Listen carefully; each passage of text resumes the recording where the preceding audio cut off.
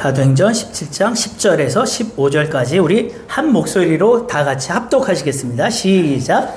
밤에 형제들이 곧 바울과 실라를 베레아로 보내니 그들이 이르러 유대인의 회당에 들어가니라.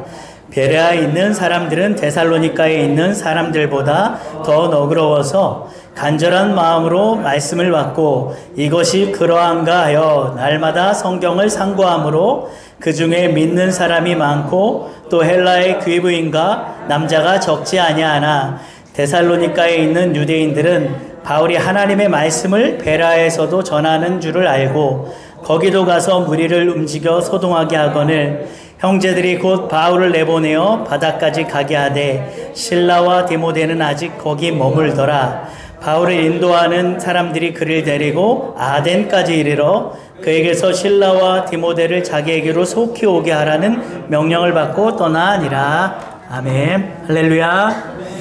자, 지난주에 데살로니가 교회가요, 바울과 실라를 통해 3주 복음을 듣고도 성도들의 믿음이 훌륭했던 교회로 또 이렇게 평가되는 것을 우리가 살펴보았습니다.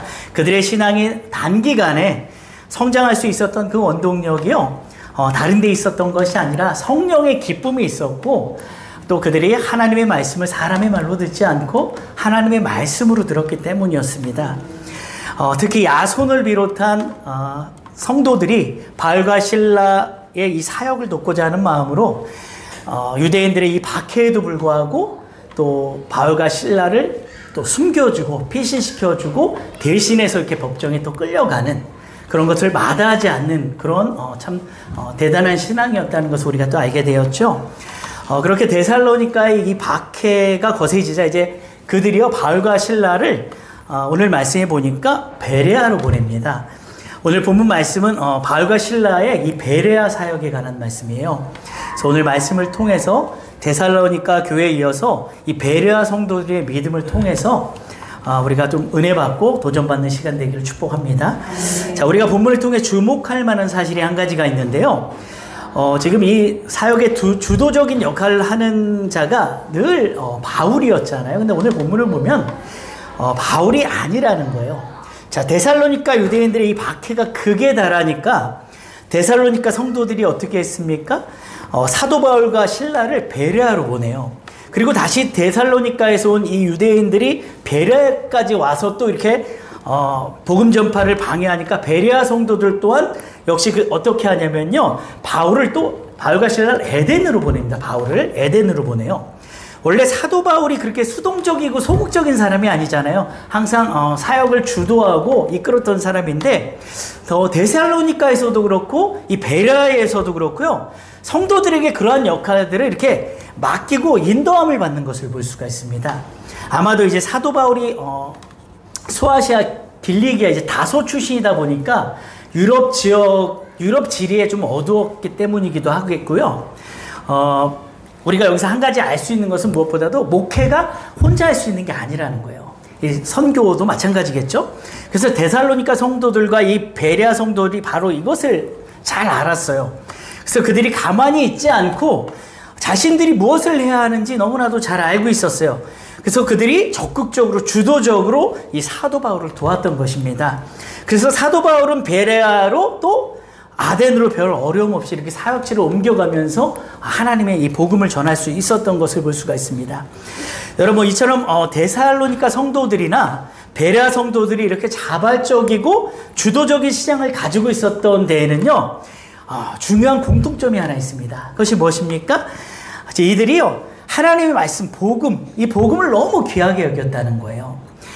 즉 이들이 사도 바울을 이토록 적극적으로 보호하고 헌신하고 수고하고 여러 가지 이 부수적인 그런 일들을 돕는 것은요, 바로 사도 바울이 전하는 복음 때문이었어요.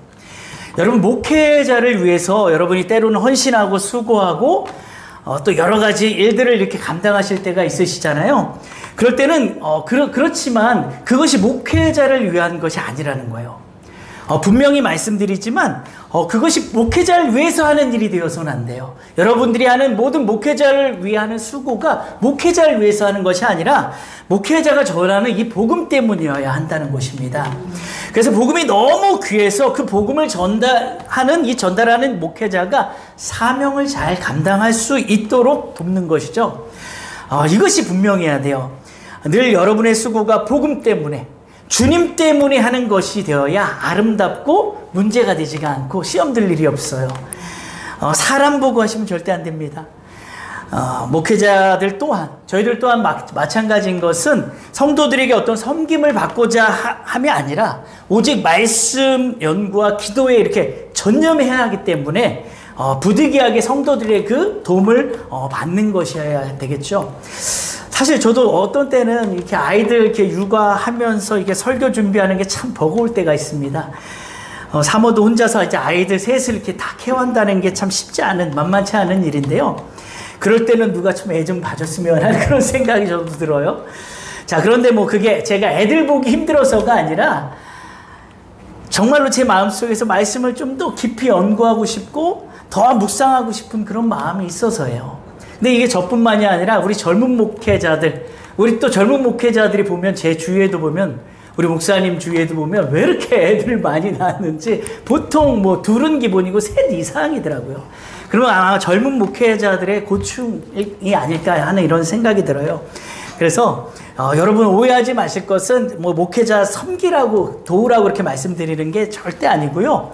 여러분들의 어떤 모든 그 조력이 오직 주님 때문이고 복음 때문이어야 한다는 이 목적을 꼭 여러분이 기억하셨으면 하는 바람으로 이렇게 말씀을 드리는 것입니다. 그래서 우리 주님의 교회가 오직 복음을 위해서 여러분이 주도적으로 자발적으로 협력하고 동역하는 그런 교회 되기를 예수님의 이름으로 축복합니다. 자, 다 같이 우리 한번 10절 한번 읽어보겠습니다. 시작. 밤에 형제들이 곧 바울과 실라를 베레아로 보내니 그들이 이르러 유대인의 회당에 들어가니라. 자, 데살로니가로부터 베레아로 이제 피하여온 바울과 실라가요, 이제 그곳에서도 복음을 전하는데요. 동일한 패턴으로 먼저 유대인의 회당에 들어가서 복음을 증거합니다. 사실 유대인들에게 핍박을 받고 도망하여 왔기 때문에요. 또 유대인의 회당에 들어가서 복음 전하는 일이 쉽지 않을 텐데도 불구하고 이들은 개의치 않고 그냥 공개적으로 복음을 선포합니다. 자, 여러분 이렇게 위험을 무릅쓰고 전하는 사람이 있기 때문에, 이렇게 위험을 무릅쓰고 전하는 사람이 있기 때문에 사모하고 갈급한 성도들도 만나게 되는 거예요. 우리가 전도하다 보면 해방하는 사람도 있고, 또 우리가 듣기 좋은 소리, 듣기 싫은 소리, 안 좋은 소리도 듣게 되고요. 또 무시도 당하고 굴욕도 당할 수 있습니다. 그럴지라도 계속해서 복음을 전해야 하나님이 예비하신 귀한 영혼들을 만나게 되는 겁니다.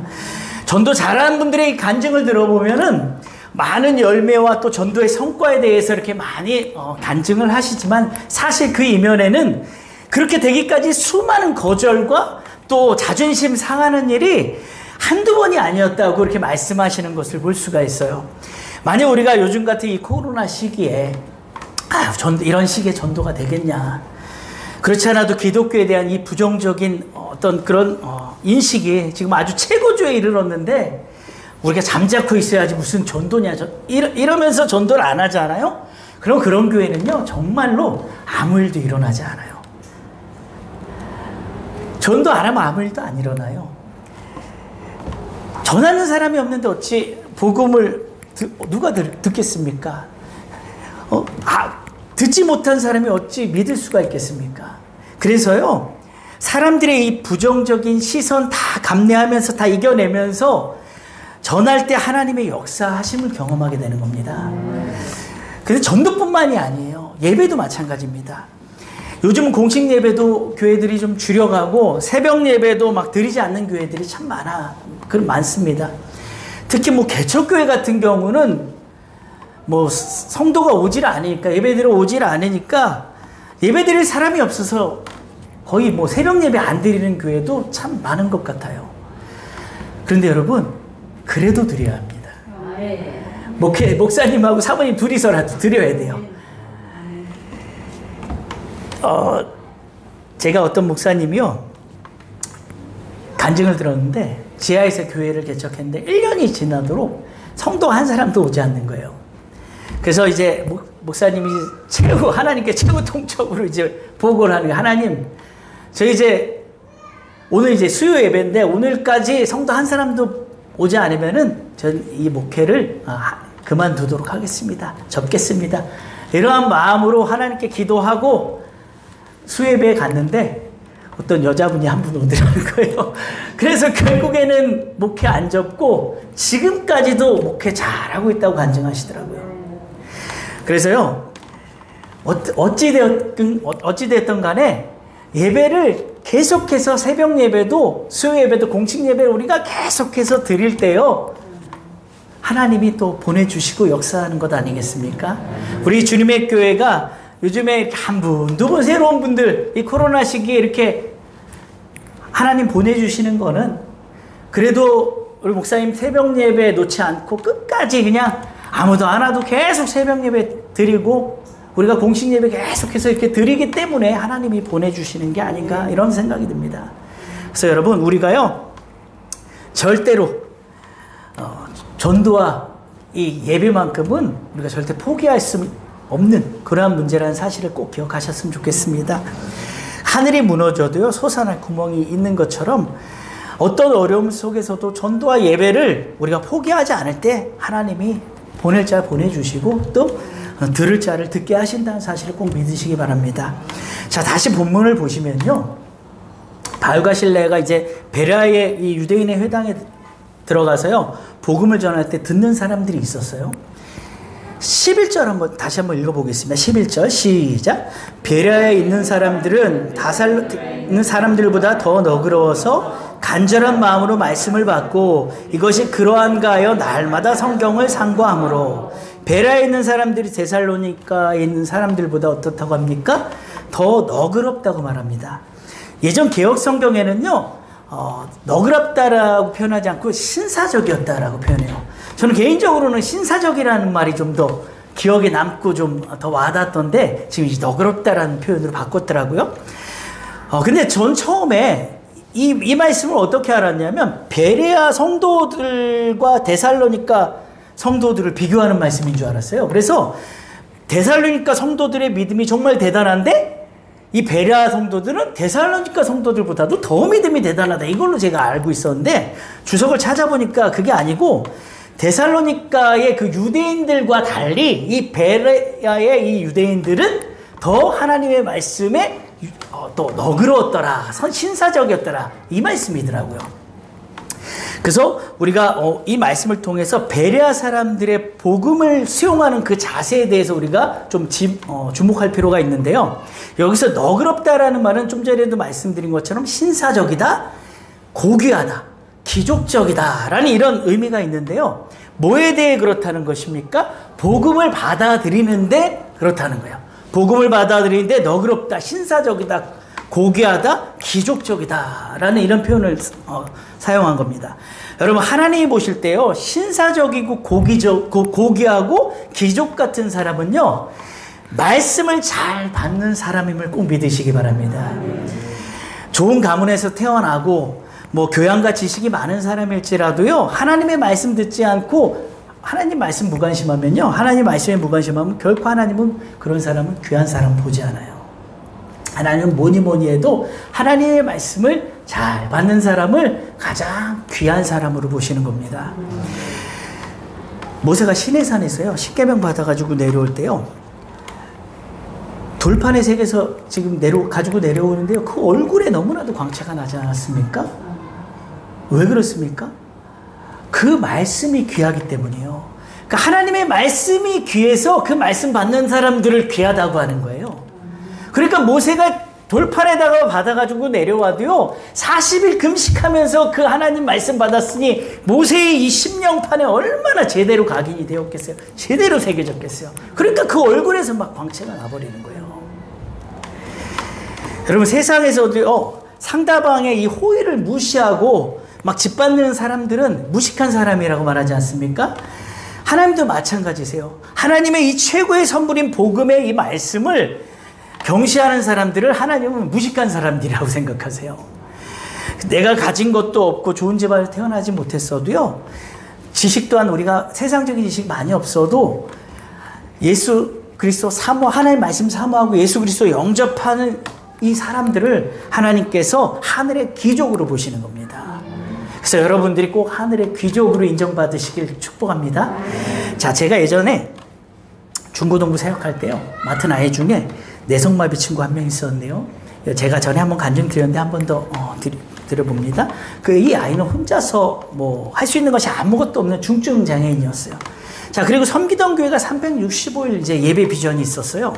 그래서 매일 밤마다 이제 철야 예배를 드렸는데, 이 아이 엄마가 아이를 데리고 매일 밤마다 이 철야 예배를 드린 거예요. 거의 10년을요, 한 번도 안 빠지고 예배를 드렸어요. 대단하죠, 참. 몸도 성하지 않은 애를 끌고 제대로 걸음도 못 걷는 애 데리고 매일 밤마다 철야 예배를 드리러 오는 거예요. 10년을 넘도록. 자, 근데 아이가 처음에는 걸음도 제대로 못 걷고, 뭐, 침도 많이 흘리고, 막, 사람 눈도 못 마주치고, 시선도 뭐 없고, 눈에 초점도 없고, 상태가 상당히 안 좋았어요. 그런데 그렇게 막 계속 예배 드리고 그러더니 정말 많이 좋아지더라고요. 자, 그런데 제가 어느 날 꿈을 꿨는데, 이 아이의 모습이 꿈에 보였어요. 그런데 제가 이 교회에서 그 예배 드리는 모습인데, 이 아이가 이 내성마비의 모습이 아니라 건강한 20대 청년의 모습으로, 아주 아름다운 모습으로 보이는 거예요. 그런데 놀라운 건 뭐냐면, 이 아이가, 이 청년이 강대상 앞에 가가지고 그 앞에서 말씀을 이렇게 받아먹고 있는데, 말씀이 각양각색의 보석으로 떨어지는 거예요. 그래서 그 말씀을 그 보석을 그 강대상 앞에서 이렇게 입을 벌리고 다 꿀떡꿀떡 삼키고 있는 거예요. 제가 그 아이를 보면서, 그 꿈에서 그 청년을 보면서 얼마나 귀티가 나고 아름답던지, 제가 여자였으면 정말 사귀고 싶을 정도로 그렇게 아름답더라고요. 하나님의 말씀이 정말로 얼마나 귀한지, 하나님의 말씀을 받는 사람을 하나님이 얼마나 아름답게 보시는지를 제가 또 그 꿈을 통해서 또 깨달았던 그런 시간이 되었던 것 같아요. 그래서 여러분, 진짜 말씀을 받는 것이요, 우리가 왜 성경에 보면 겉사람과 속사람 나오잖아요. 우리가 겉사람을, 우리가 그냥 앉아서 듣는 것 같지만요, 우리 속에 속사람이 하나님 말씀 듣는 겁니다. 우리 심령으로 받는 거예요. 그래서 이 겉사람은 어떻냐면요, 뭐, 물론 겉사람과 속사람, 우리는 다 하나로 연결되어 있어요. 그런데 이 겉사람은 특징이 말씀을 걸러서 들으려고 해요. 말씀을요, 이렇게 판단하기 좋아하고 머리로 들으려고 하는 이런 기질이 있어요. 그리고 내 입맛에 맞는 말씀을 이렇게 골라서 들으려고 하는 이런 기질이 있습니다. 그런데요, 이 내성마비 친구가 꿈에서 정말 아름답고 기적 같은 청년으로 그 모습이 보였다는 것은요, 그 속사람을 보여준 거 아니겠습니까? 겉모습은 사람들 보기에 내성마비에다가 정말 볼품없는 중증 장애인이었지만, 이 아이의 속사람은 하나님 보시기에 너무 아름답다는 거예요. 그런데 그 이유가 본인 의지와 상관없었더라도 맨날 엄마 손에 끌려서 나와서 예배드리고 하나님 말씀 받았기 때문이라는 거죠.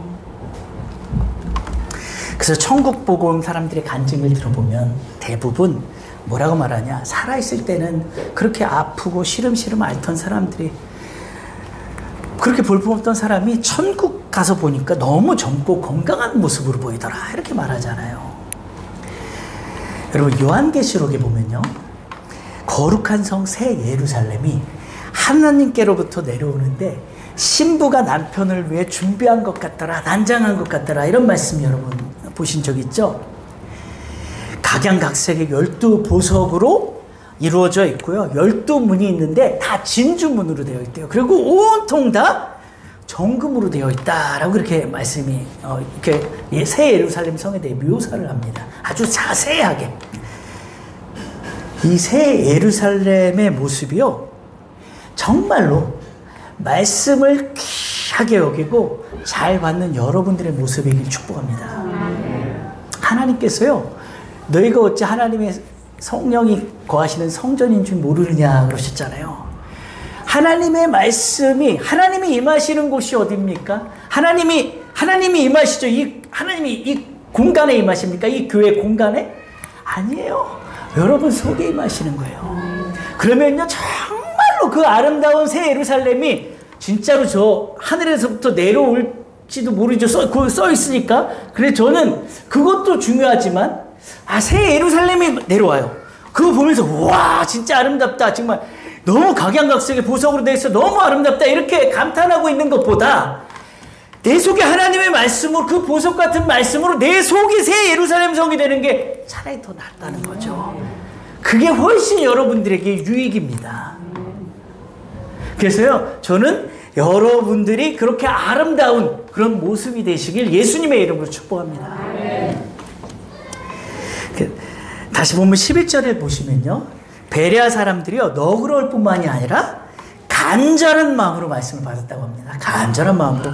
자, 어떤 사람들은 그리스도인이라 하면서도요, 말씀에 관심 없는 그런 사람들도 있습니다. 말씀에 대한 어떤 간절함이 별로 없어요. 우리 지금 이 시간에 나온 여러분들은 정말 간절함이 있는 분들이라 이렇게 나오신 줄 믿습니다. 자, 여러분, 말씀은 받아도 그만, 안 받아도 그만이 아니에요. 절대로. 이 말씀을요, 이 말씀 죽고 사는 문제로 생각하셔야 돼요. 우리가 우리 육체가요, 밥 한 끼만 안 먹어도 얼마나 배고픕니까? 또 하루 굶어보세요. 하루 금식해보세요. 솔직히 많이 배고프잖아요. 저도 예전에 참 금식을 많이 해봤지만, 우리 원로 목사님도 막 금식을 막 엄청 그렇게 많이 하셨는데, 얼마나 배고픕니까? 기운이 하나도 없어요. 우리 제 막내 하온이도요, 가끔 가다가 저녁 안 먹고 이렇게 잠들면요, 새벽 5시도 안 돼서 일어나고 저한테 밥 달라 그래요.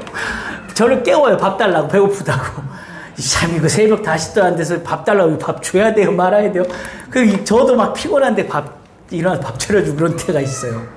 이처럼요, 이 아이조차도 그 육의 그 배고픔을 못 참아서 그 필요를 채워달라고 그렇게 밥 달라고 하는데, 우리가 영적으로도 정말 하나님의 말씀을 정말로 못 먹으면은 내 속에 그 허기진 것을 느낄 수 있어야 된다는 거예요.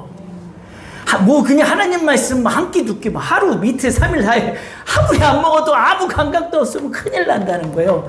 그럼 어떻게 됩니까? 심령이 병들죠. 심령이 병들면요, 육체가 병드는 것보다 더 무섭습니다. 그래서요, 사실 정신적인 병, 마음의 병이, 이런 병이 사실은 더 무서운 거 아닙니까?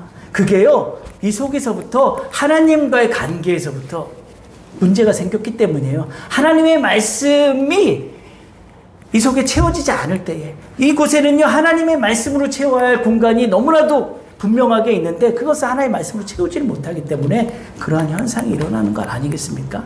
물론 모든 정신적인 병, 마음의 병을 다 하나님의 어떤 그런 것들로만 귀신으로만 연결할 수 없지만, 그럴지라도 정말로 하나님이 사람을 창조하셨기 때문에 하나님의 영으로 하나님의 진리를 채워야 할 부분이요, 모든 사람 속에 다 있지 않겠습니까? 그 하나님하고 전혀 상관없이, 말씀 전혀 사모하지 않고 간절함 없이 그렇게 살기 때문에, 정말로 근본적으로 따지고 계속 깊이 들어가 보면 거기서부터 출발이 되는 거 아니냐는 거죠.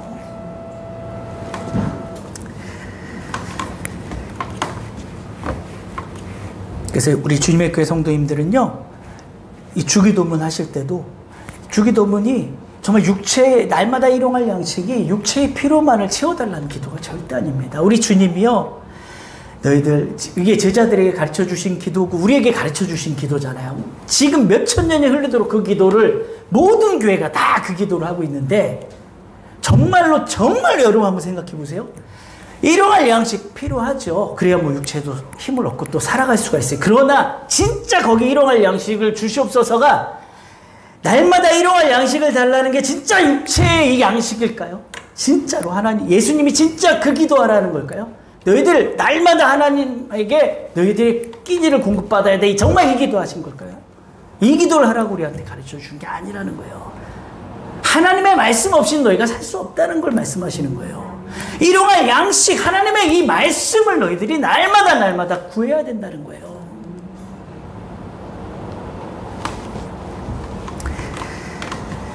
그래서 우리 주님의 교회 성도님들은요, 정말로 하루하루 나를 지탱시켜주는 이 하나님의 이 말씀을 간절한 마음으로 구하시는 분들이 있었으면 좋겠습니다.